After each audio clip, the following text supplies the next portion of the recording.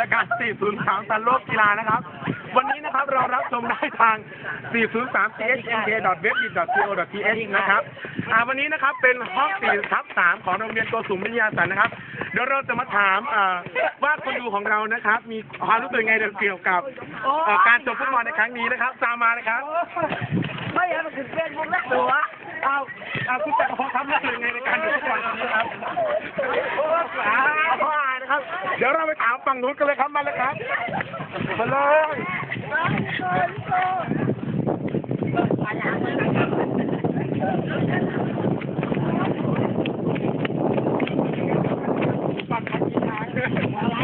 ไปนะฮะตาไหลดี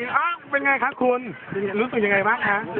ครับอึดอัดเนาะถ้างั้นเราไปถามมือโกฝั่งนั้นกันเลยดีกว่าว่าเขารู้สึกยังไงคุณมือโกครับคุณแม่เลย